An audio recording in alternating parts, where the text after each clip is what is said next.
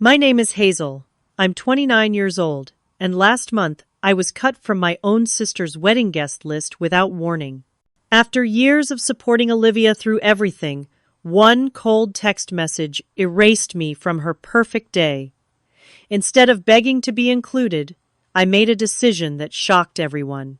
While they prepared for the big ceremony, I boarded a plane to Bali with my phone turned off. By nightfall, their dream wedding had collapsed into chaos, and my family's frantic calls flooded my voicemail. Before I tell you what happened, let me know where you're watching from, and don't forget to like and subscribe. Growing up, Olivia and I had a complicated relationship.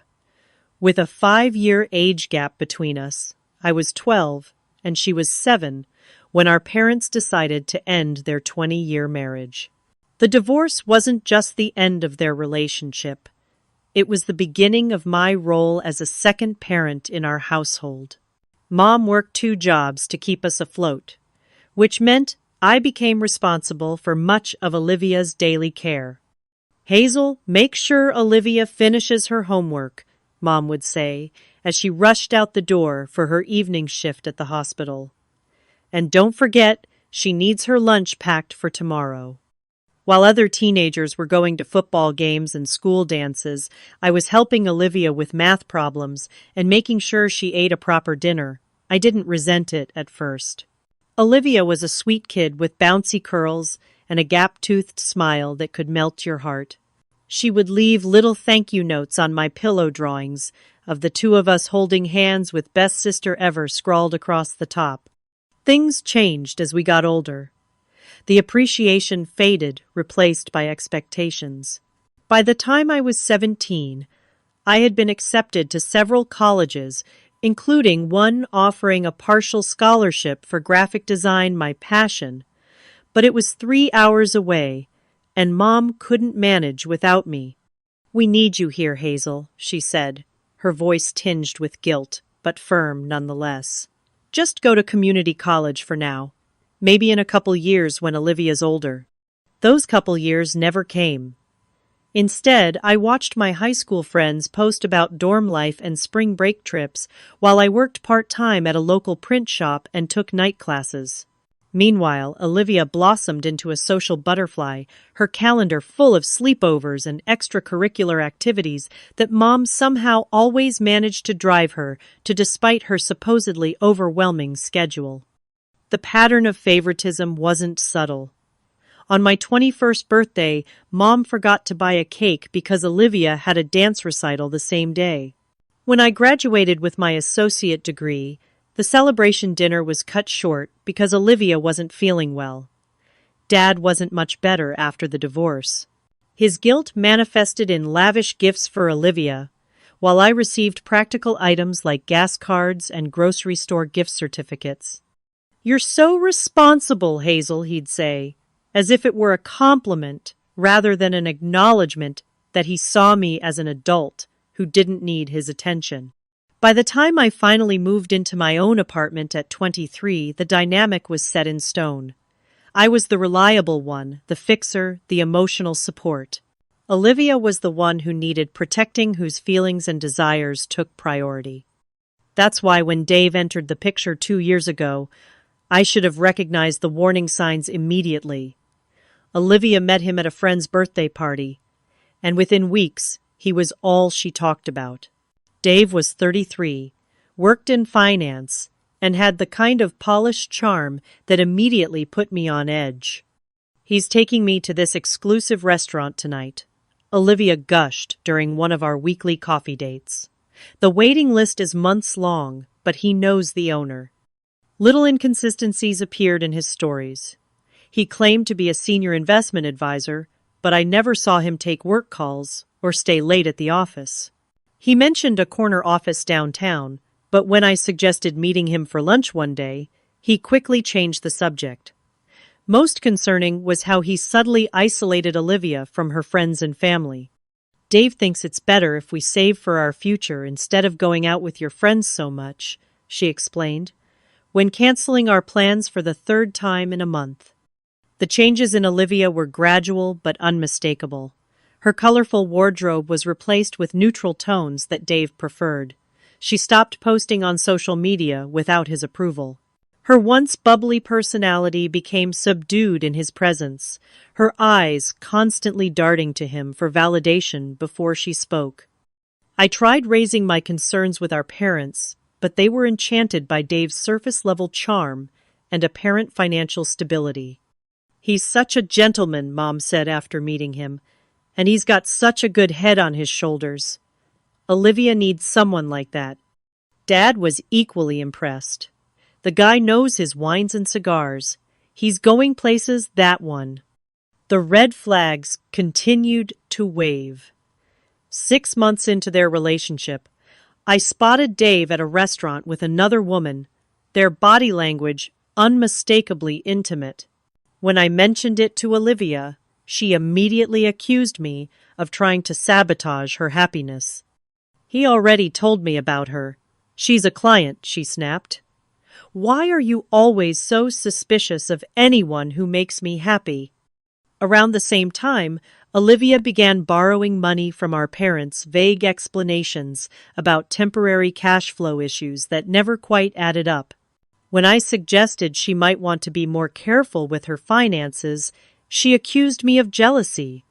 The final warning came when I overheard Dave on the phone in our parents' backyard during a family barbecue.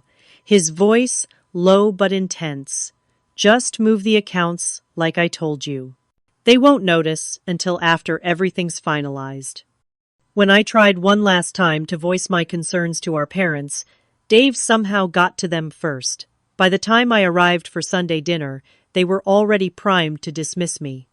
"Dave mentioned you might say something like this," Mom said, her expression disappointed. "He thinks you're jealous of Olivia's happiness. I thought you were past that childhood rivalry." Dad was more blunt. "Not everyone can find a successful partner like Dave. Maybe focus on your own dating life instead of interfering with your sister's." It was the ultimate betrayal, yet somehow not surprising.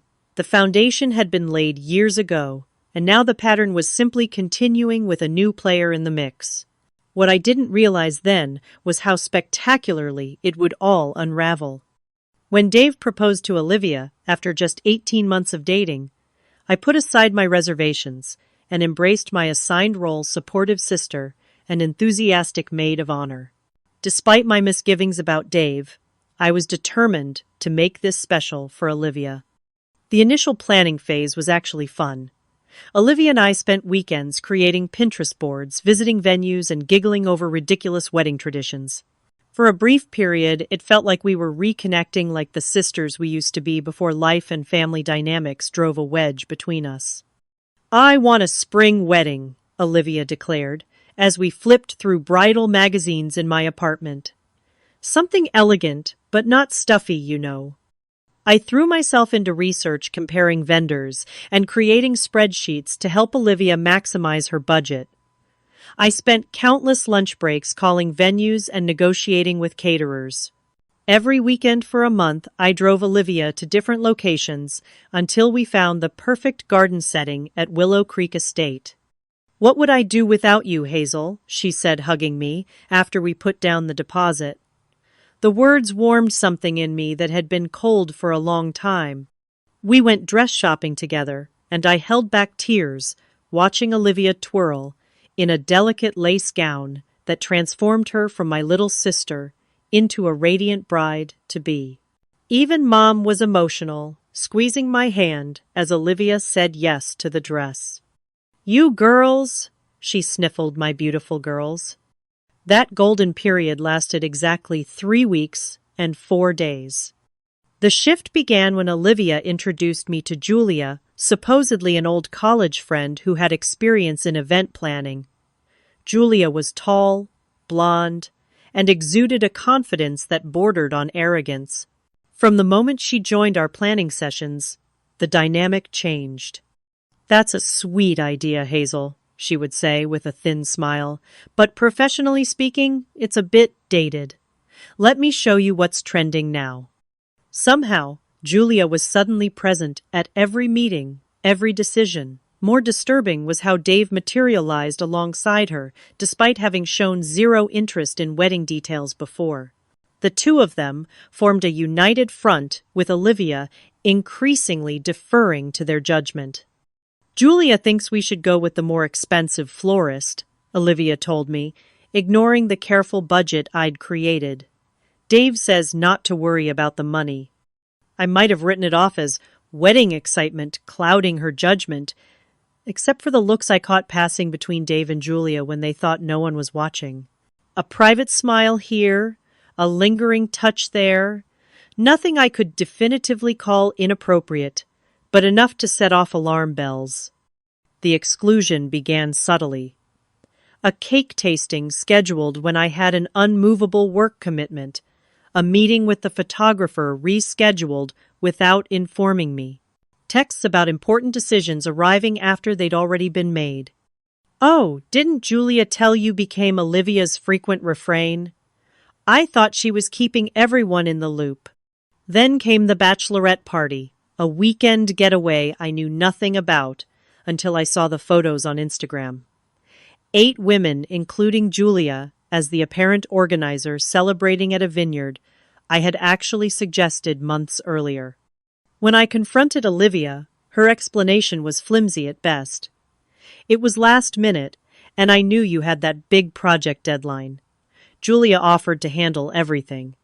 The final blow came during what should have been a routine meeting with the wedding coordinator.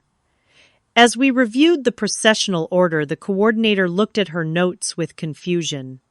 "So, Julia will be your maid of honor, and Hazel is a bridesmaid, correct?" The silence that followed was deafening. Olivia couldn't meet my eyes, and Julia had the audacity to pat my arm consolingly. "We thought it made more sense this way," Julia explained when Olivia remained silent, "since I'm handling most of the coordination already." I maintained my composure, somehow excusing myself to use the restroom where I splashed cold water on my face and stared at my reflection. The woman looking back at me seemed tired, diminished somehow. I'd spent my life being the responsible one, the supportive one, the one who put everyone else first. And this was my reward. That evening, I overheard a conversation that confirmed my worst suspicions. I had forgotten my phone at Olivia's apartment and returned to retrieve it. The door was unlocked, and I heard Dave and Julia in the kitchen speaking in hushed tones. "The accounts are ready," Dave was saying. "Once we're married, the transfers will be clean and legal." "What about the sister?" Julia asked. "She's suspicious." Dave's laugh was cold. "Hazel, don't worry about her. By the time she figures anything out, we'll be long gone. Besides, Olivia barely listens to her anymore." I froze, my heart pounding. This wasn't just about wedding planning or petty jealousies. Something much more sinister was happening. I waited until they moved to another room before silently retrieving my phone and leaving. That night, I did something I should have done months ago. I researched Dave. Past the surface-level social media profiles and professional headshots was a history of small claims court cases, a bankruptcy filing from 3 years ago, and most alarmingly, a news article about investment fraud allegations that were ultimately dropped when the primary witness decided not to pursue charges. Armed with this information, I made one final attempt to warn my sister. I invited her to lunch, carefully prepared my evidence, and gently tried to open her eyes. "I'm worried about you, Olivia," I began. "There are some things about Dave that don't add up." I never got to show her my findings. She cut me off immediately, her face flushing with anger. "I know what this is about," she hissed. "You can't stand that I'm happy. You've always been jealous because everyone loves me more easily than they love you." The cruelty of her words stunned me into silence. She continued, her voice rising. "Dave warned me you'd try something like this before the wedding. He said you can't stand not being the center of attention." "Olivia, that's not true," I finally managed. I'm worried because I love you. If you loved me, you'd be happy for me, she snapped, gathering her purse. I don't want to hear another word against Dave. In fact, I don't want to hear anything from you until you can be supportive. She left me sitting alone at the restaurant, the file of evidence untouched on the table. Later that evening, both our parents called to express their disappointment in my attempt to sabotage Olivia's happiness. We raised you better than this, Mom said, her voice tight with disapproval. Dad was equally cutting, son of a gun, told me you might pull something like this. Can't you just let your sister have her moment? It was clear that Dave had preemptively poisoned the well, painting me as the jealous, controlling sister trying to ruin Olivia's perfect love story. What wasn't clear was how dramatically the real story would unfold, or how sweet silence could taste when the truth finally emerged. The message came on a Tuesday morning, 3 weeks before the wedding. I was getting ready for work, my bridesmaid dress hanging on my closet door as a reminder that I needed to schedule the final fitting. My phone chirped with a text from Olivia, and I opened it, expecting details about the rehearsal dinner. What I read instead stopped me cold.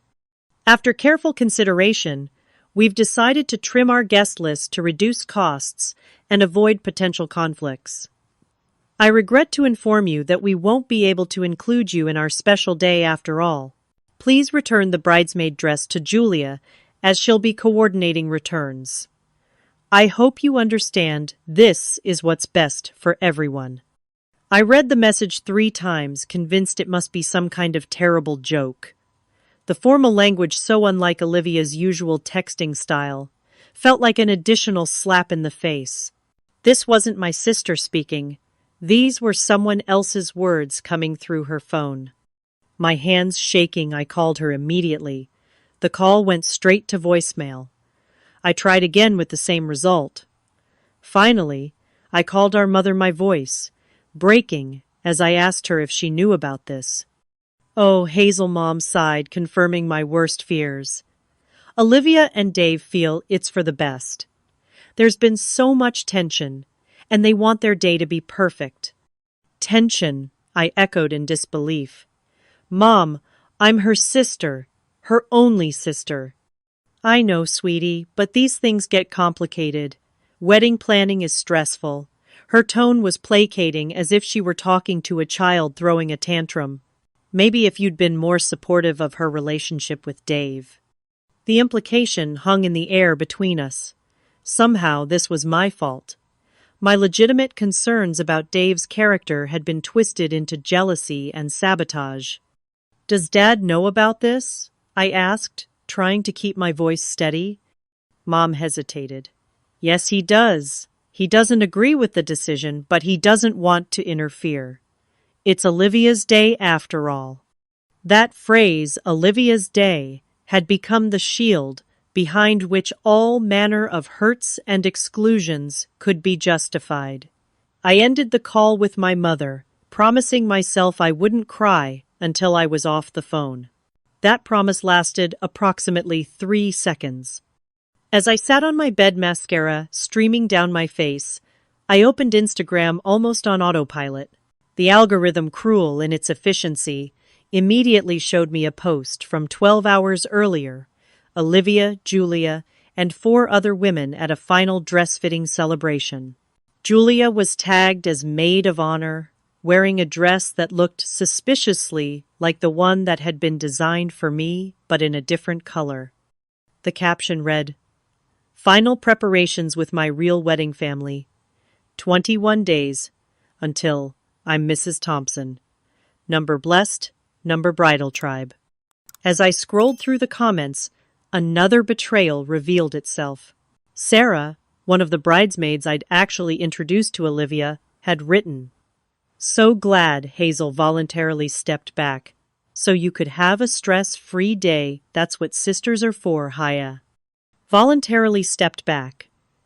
My head spun with the realization that Olivia was actively lying about what had happened, painting herself as the reasonable one, and me as the magnanimous sister, making a sacrifice for her happiness.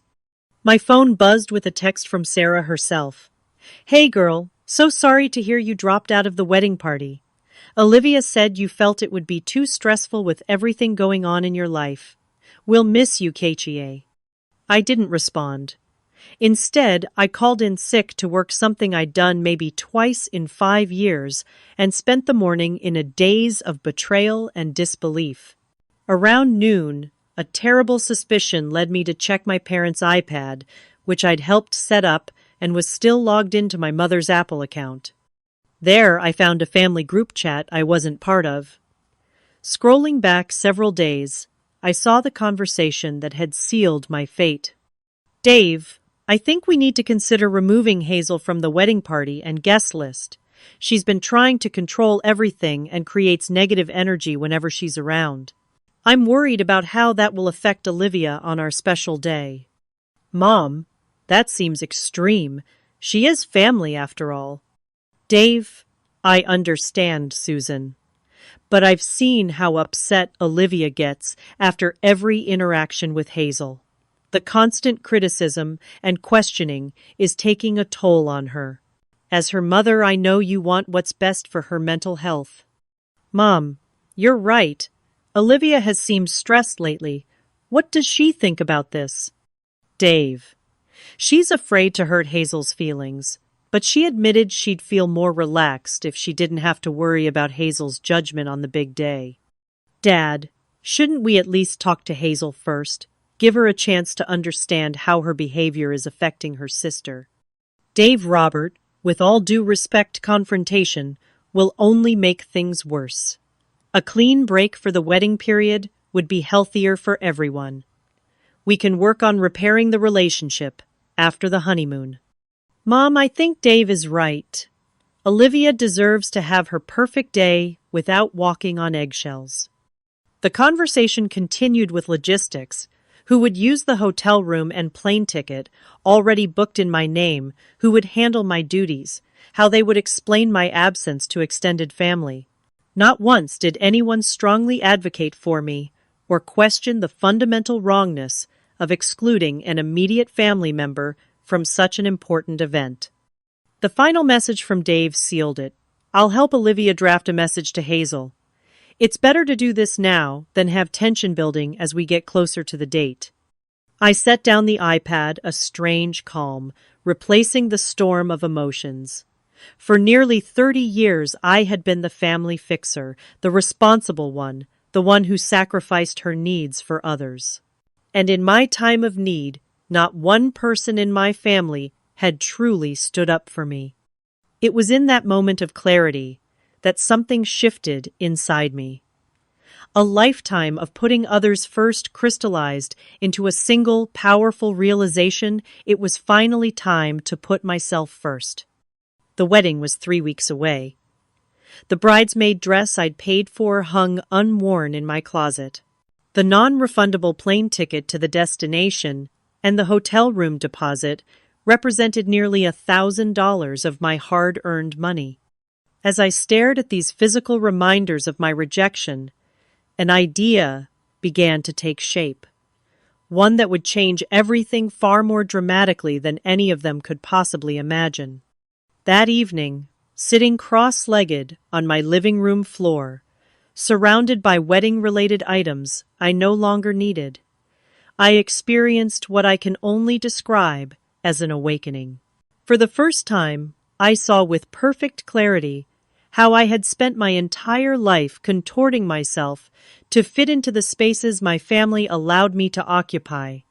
I had been the surrogate parent when our mother couldn't be there, the emotional support when Olivia needed guidance, the practical problem solver when things went wrong.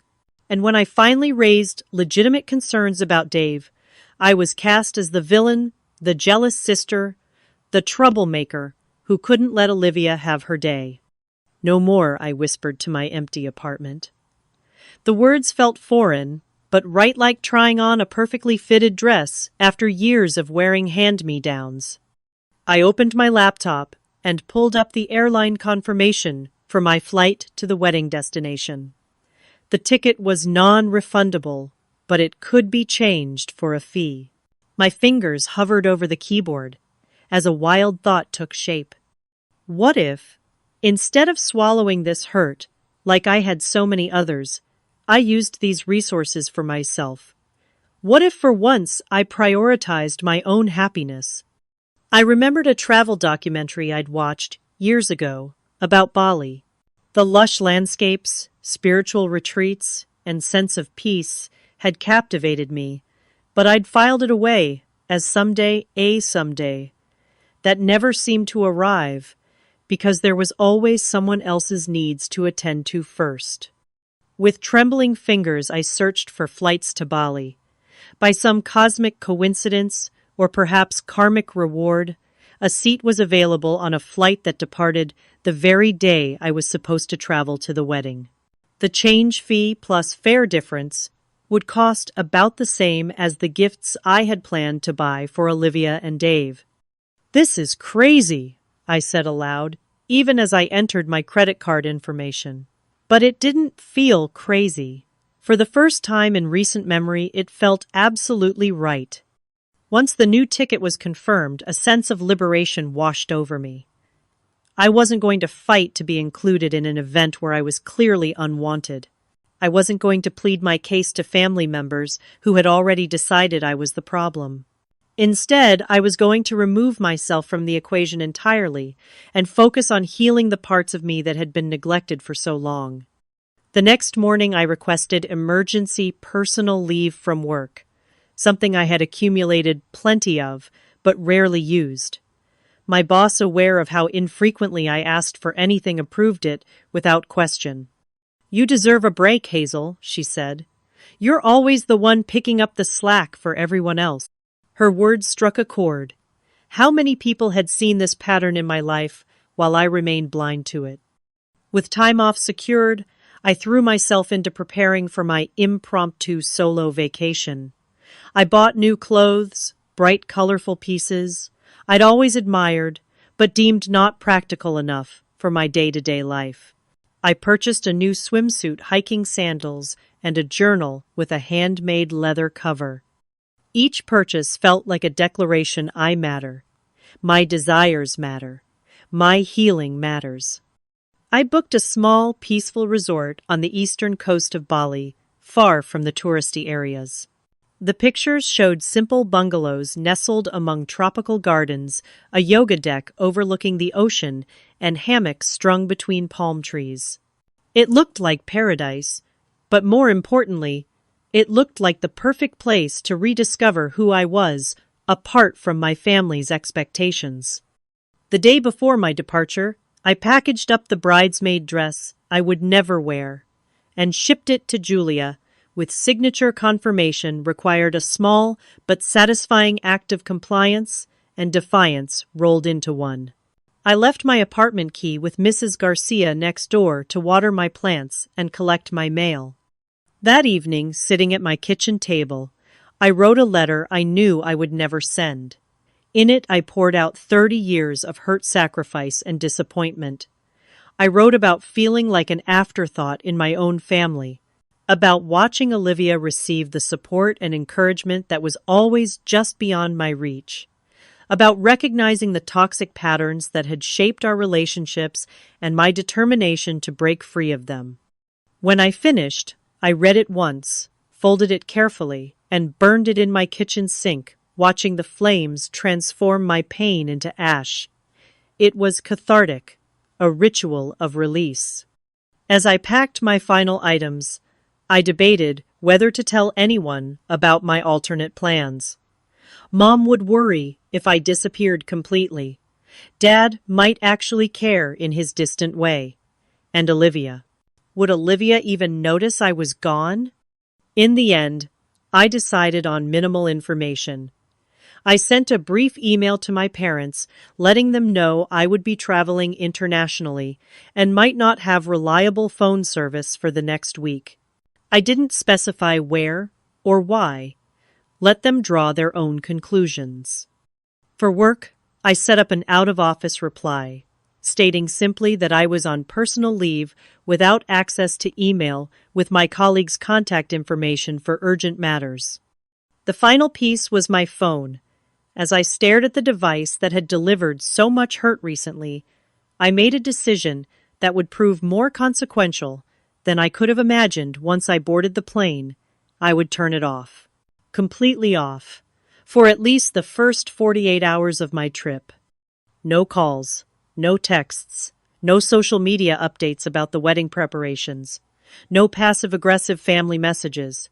Just me focusing on myself, probably for the first time in my adult life. As I zipped my suitcase closed, a sense of peace settled over me. I had spent years trying to earn my place in a family that consistently relegated me to the margins. Now I was choosing to step away entirely to find center stage in my own life story. What I didn't know then was that my quiet exit would coincide with a spectacular implosion, and that my silence would speak volumes in the chaos that followed. The journey to Bali was long, nearly 20 hours of flying time plus layovers, but each mile put between me and home felt like a weight lifting from my shoulders. As promised to myself, I turned my phone completely off after sending one final text to Mrs. Garcia, confirming I'd arrived at the airport safely. By the time my plane touched down in Denpasar, it was early evening local time. The air that greeted me as I exited the airport was warm and heavy, with unfamiliar scents, frangipani flowers, incense, and tropical vegetation. A driver from the resort met me, his smile genuine, as he placed a small flower garland around my neck and helped with my luggage. "First time in Bali?" he asked, as we drove through streets lined with ornate temples and bustling markets. "First time anywhere by myself," I admitted. He nodded, as if this made perfect sense. "Bali is good for finding yourself. Many people come here lost and leave found." The resort was even more beautiful than the pictures had suggested. My bungalow sat nestled among flowering trees with a small private porch facing the ocean. The decor was simple but elegant dark wood furniture, crisp white linens, and local artwork adorning the walls. A handwritten note welcomed me along with a basket of tropical fruits and a schedule of daily activities from sunrise yoga to traditional cooking classes. After unpacking, I walked along the beach as the last light of day painted the sky in shades of pink and gold. Couples strolled hand in hand, and families played in the gentle surf, but I felt no loneliness in my solitude. Instead, there was a novel sense of possibility, of space opening up around me. I treated myself to dinner at the resort's open-air restaurant, savoring unfamiliar flavors and the luxury of eating at my own pace without watching the clock or accommodating anyone else's preferences. When the waiter asked if I'd like to see the dessert menu, I said yes, without a second thought. A small rebellion against years of denying myself simple pleasures. That night, I slept more deeply than I had in months, lulled by the sound of waves and the absence of anxiety about the wedding, my family, and Dave's suspicious behavior. For the first time in recent memory, I woke naturally, without an alarm, feeling rested and calm. The first full day of my unexpected vacation unfolded with a gentle rhythm, morning yoga, on the beach breakfast of fresh fruit and local specialties, and a long swim in the crystal clear water. In the afternoon, I joined a small group for a batik painting class, creating colorful patterns on cloth with hot wax and dyes. "You have natural talent," the instructor told me, admiring my design. "Very good balance between control and letting go." His words resonated beyond the context of fabric art, control, and letting go. That was exactly what I was learning to navigate in my life. That evening, I sat on my porch, watching the sunset, and found myself thinking of Olivia. By my calculation, it was now the night before her wedding back home. Was she nervous? Excited? Did she have any doubts about Dave? Had anyone stepped into the role I had been meant to play, helping with last-minute details and providing emotional support. For a brief moment, I felt a pang of guilt. Then I remembered her cold text message, the family chat. I wasn't included in the casual cruelty with which I'd been discarded. The guilt faded, replaced by a sense of resolve. I was exactly where I needed to be. The second morning of my stay began with a guided meditation session at sunrise. The instructor, a serene woman named Ayu, spoke about the importance of releasing attachments that no longer served us. When we hold too tightly to how we think things should be, we suffer, she said. When we open our hands and let go, we make space for new possibilities. After breakfast, curiosity finally got the better of me. It had been nearly 48 hours since I'd turned off my phone, the longest I'd been disconnected in years. Sitting in a quiet corner of the resort's garden, I powered it on, half expecting a flood of messages. What I found exceeded even my wildest imagination. 47 missed calls, 69 text messages, 23 voicemails, multiple email notifications, social media alerts by the dozen. My first thought was that something had happened to my parents or Olivia. Heart racing. I checked the most recent messages first. From Mom, sent just 3 hours ago, Hazel. Please call as soon as you get this. We're worried sick. We need to know you're safe. From Dad, 1 hour later, kid, whatever you're feeling right now, we understand. But please just let us know you're okay. Things have gone to hell here. From Olivia, the most recent, Hazel, I know. I don't deserve your forgiveness, but please call me. Everything's fallen apart, and I need my big sister. Bewildered, I scrolled back through older messages, trying to piece together what had happened. The story that emerged left me stunned. From Sarah, yesterday morning. OMG. Hazel, are you hearing what's happening? Dave and Julia have disappeared. With all the wedding money, Olivia is hysterical. From Mom, yesterday afternoon. The wedding's been called off. Dave left a note for Olivia. He's been having an affair with Julia. He took the money from their joint account. Please, call me. From Dad, around the same time. That son of a gun cleaned out their savings account. $30,000 gone. Police have been called. Where are you? From another bridesmaid, guests are showing up, and there's no wedding. Complete chaos. Someone said, you tried to warn everyone about Dave. Is that true?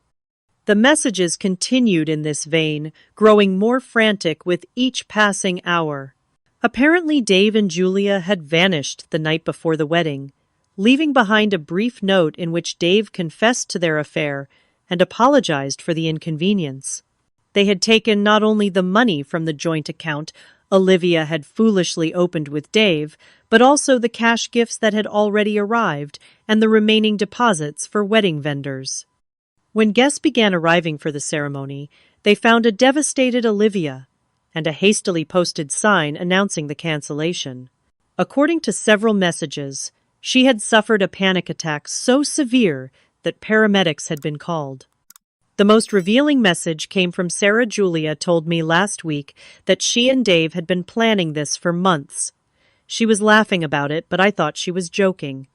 I should have said something. I'm so sorry, Hazel. As I sat there processing this information, my phone rang in my hand. It was my mother. After a moment's hesitation, I answered. Hazel. Oh, thank God. Mom's voice was thick with tears. We've been trying to reach you for days. Are you all right? I'm fine, I said, my voice surprisingly steady. I'm on vacation. Vacation where? We've been worried sick. I decided to take a trip since I wasn't welcome at the wedding. I replied, unable to keep a hint of bitterness from my voice. Oh, Hazel, Mom sighed. Everything's a mess here. Dave and that woman, that Julia, they ran off together. They took all of Olivia's money and the wedding deposits, everything. I know. I just read the messages. You were right about him, she admitted. We should have listened to you. Your father and I, we made a terrible mistake. The validation I had long sought was finally being offered, but it felt hollow in the wake of such chaos. Part of me wanted to say I told you so, but the words stuck in my throat as I thought of Olivia's pain. How is she? I asked instead. Not good. She's staying with us. The doctor prescribed something to help her sleep. She keeps asking for you. The irony wasn't lost on me. After being explicitly uninvited from her wedding, I was now being summoned to help pick up the pieces. Mom, I'm in Bali, I said finally. I used the plane ticket and hotel money to come here instead. Bali? She repeated incredulously. When are you coming home? It was the question I'd been asking myself since reading the messages. The old Hazel would have immediately booked the next flight back, ready to resume her role as family fixer. But the new Hazel, the one who was just beginning to discover herself away from everyone's expectations, wasn't so sure. My return flight is booked for next week, I said. I need this time, Mom, for me. The silence on the other end spoke volumes about her surprise at my response. Finally, she said, I understand, but please keep your phone on just so we know you're safe. After ending the call, I sat for a long time watching the ocean processing what had happened and my conflicted feelings about it. I had been right about Dave all along, but there was no satisfaction in that knowledge, only sadness for Olivia and anger at the way my concerns had been dismissed. I picked up my phone one more time to send a brief message to Olivia. I just heard what happened. I'm so sorry, Oh. I'm traveling right now, but I'm here for you when you're ready to talk. Take care of yourself. Love, H. Then I put my phone on silent, tucked it into my bag, and headed to the beach. I had come to Bali to heal, and despite the chaos unfolding at home, that was exactly what I intended to do.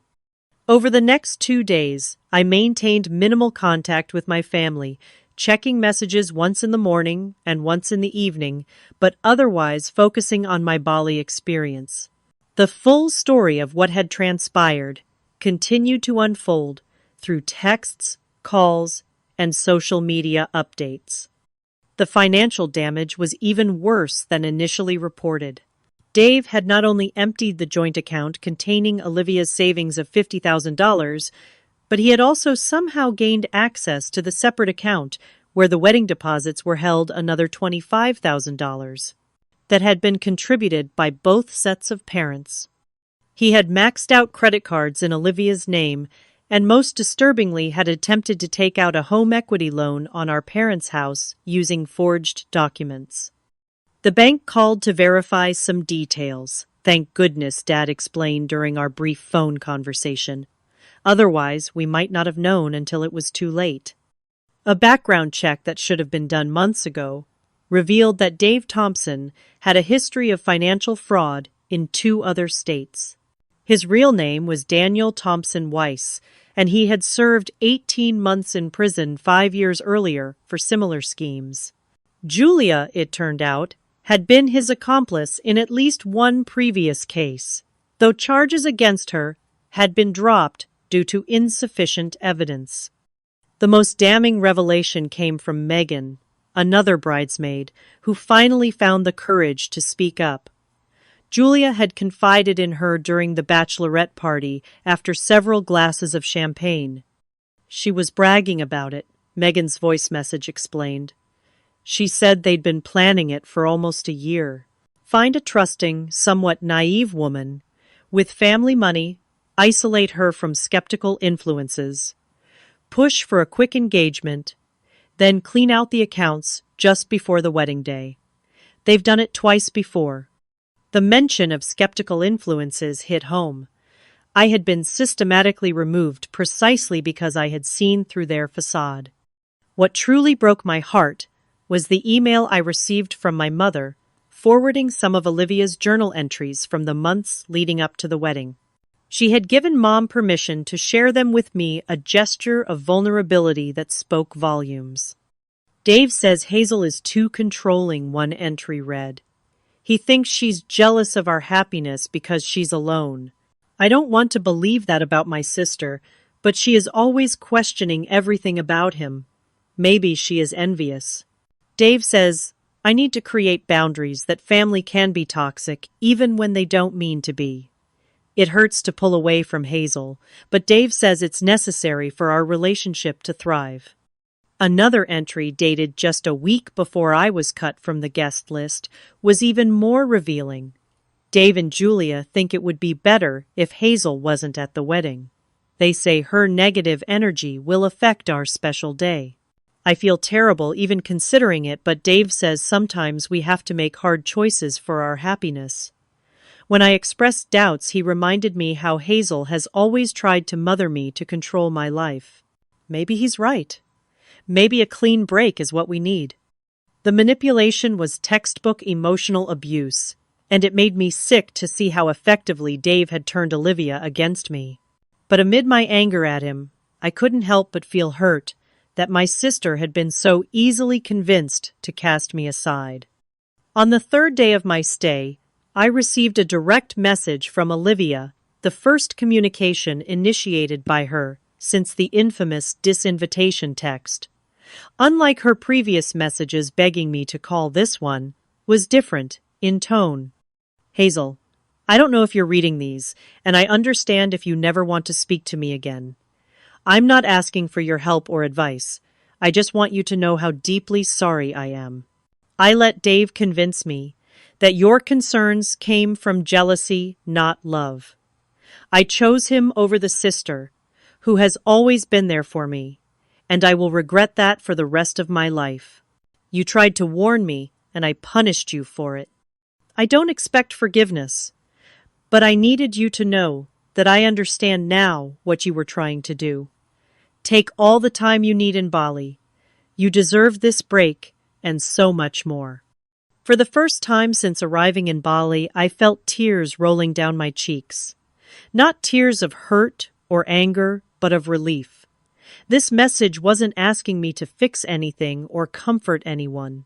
It was simply an acknowledgement of the truth and my right to prioritize my own needs.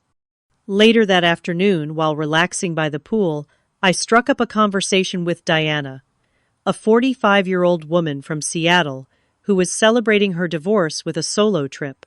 Families can be wonderful, but they can also be toxic, she told me when I shared a simplified version of my situation. The hardest lesson I ever learned was that you can love people from a distance. You don't have to set yourself on fire to keep others warm. How do you maintain that distance without cutting ties completely? I asked. Diana smiled knowingly. Boundaries, honey. Clear, consistent boundaries. I love you, but I won't let you treat me that way. I care about you, but I need to care about myself too. It feels impossible at first, especially if you've been the family fixer like me. But eventually, they either respect your boundaries or they reveal that they never truly respected you. Her words resonated deeply.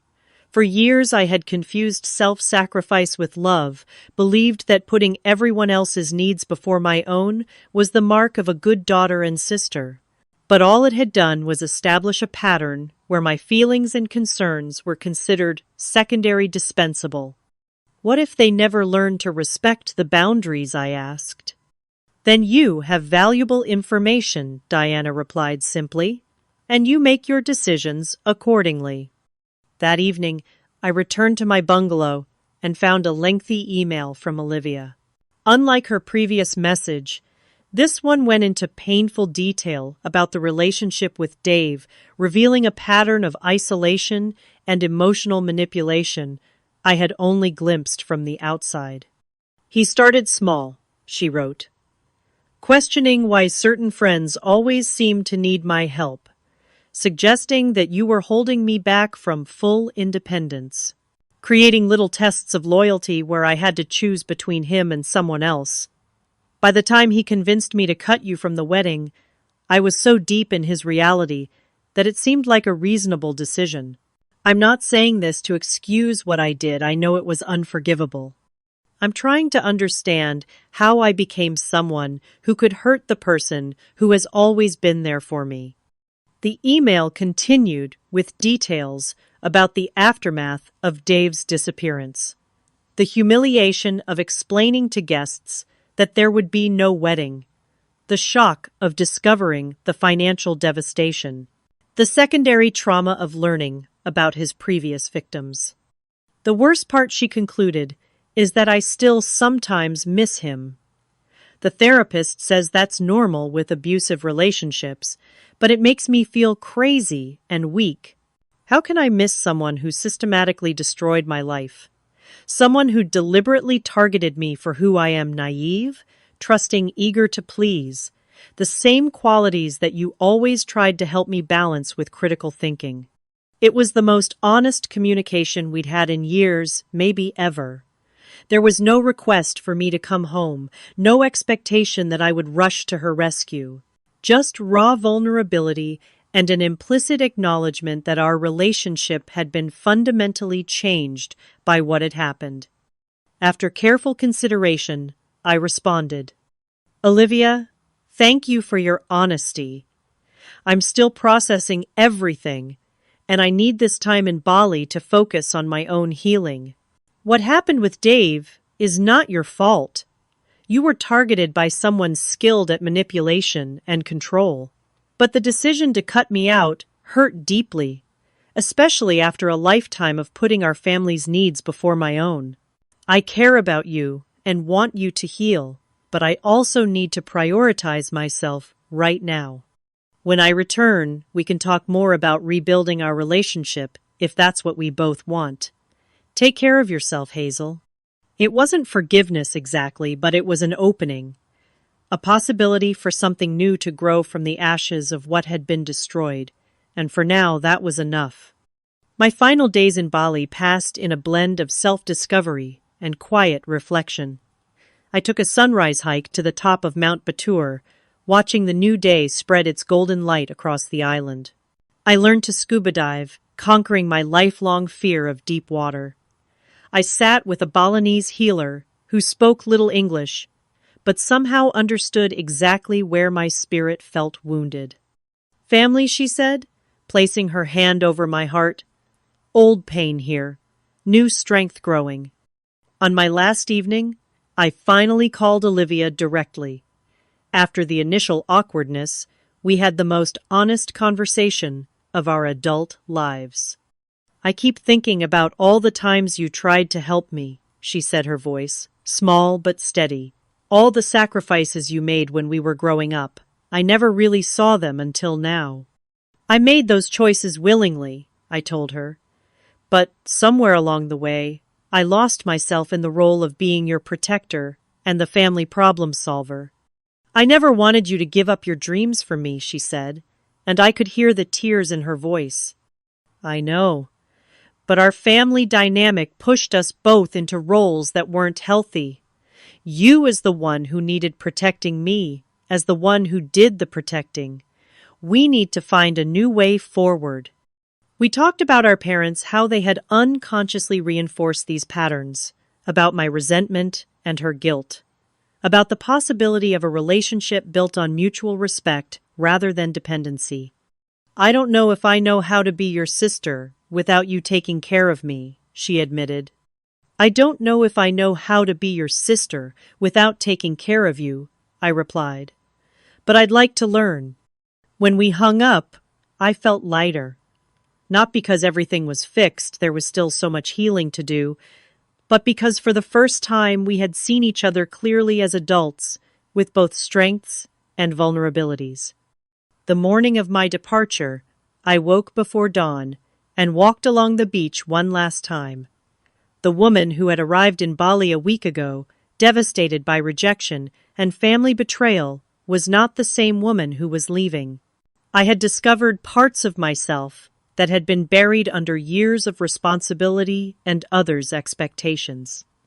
I had learned that setting boundaries wasn't selfish, but essential. Most importantly, I had found a sense of peace within myself that didn't depend on external validation. When I landed back home, I didn't immediately rush to see my family as they might have expected. Instead, I took another day for myself, unpacking, doing laundry, and preparing mentally for the conversations to come. The family meeting that followed was uncomfortable but necessary. Sitting in my parents' living room with Olivia perched nervously on the edge of the sofa, I outlined what I needed moving forward. "I love you all," I began, "but I can't continue in the role I've played all these years. I'm not the family fixer or the emergency emotional support. I'm your daughter and your sister, and I deserve to be treated with the same consideration I've always shown all of you." Mom started to protest, but Dad surprised me by placing his hand on her arm. "Let her finish, Susan. We owe her that much." I outlined my boundaries clearly. No more last-minute demands for help without asking if I was available. No more dismissing my concerns or feelings. No more expecting me to sacrifice my needs for everyone else's wants. "This isn't punishment," I explained, seeing the hurt on their faces. "This is me learning to value myself the way I've always valued all of you." The changes didn't happen overnight. There were slips and misunderstandings, moments when old patterns reasserted themselves. But slowly, our family dynamic began to shift. Olivia and I built a new kind of sisterhood. We still supported each other, but there was more balance. She began to stand on her own feet, making decisions without seeking constant approval. I learned to offer advice, only when asked, to trust her to navigate her own life.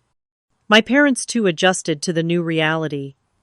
Mom occasionally lapsed into treating me as the family workhorse, but she caught herself more quickly each time. Dad made efforts to connect with me directly, not just as an extension of my role in the family. 6 months after the wedding that never was, I made another significant change. I left my steady but unfulfilling job to pursue freelance graphic design, something I'd dreamed of since college. The decision would have been unthinkable before Bali, living with uncertainty, prioritizing my passion over practical considerations. But my time away had shown me that I could trust myself to navigate unknown waters. Olivia was one of my first clients, hiring me to design the branding for the small bakery she opened with money she'd saved from her new job. It was a small gesture, but a meaningful one. Her way of showing she valued my talents, not just my caretaking. Looking back now, I sometimes think about that cold text message that cut me from the wedding guest list. At the time, it felt like the ultimate rejection, a devastating confirmation that I didn't matter to the people who should have valued me most. What I couldn't have known then was that being removed from that guest list would set in motion events that would ultimately free me. Free me from toxic patterns, from unrealistic expectations, from a lifetime of putting myself last. There's a phrase in Balinese philosophy that I learned during my stay, Sakala and Niskala, the seen and the unseen. It means that we must pay attention not just to what is visible on the surface, but to the invisible forces that shape our lives.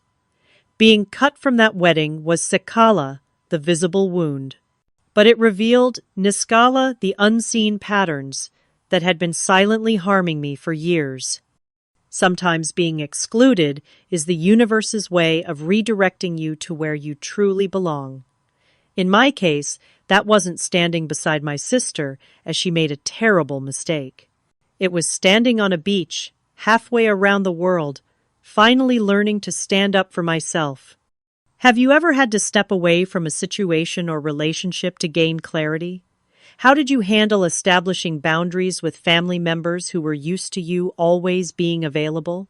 Share your experiences in the comments below.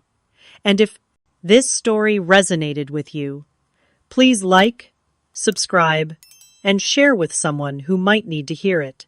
Remember, sometimes the most loving thing you can do for others and yourself is to break unhealthy patterns even when it's painful. Thank you for listening to my story. and I hope it helps you find the courage to prioritize your own well-being when necessary.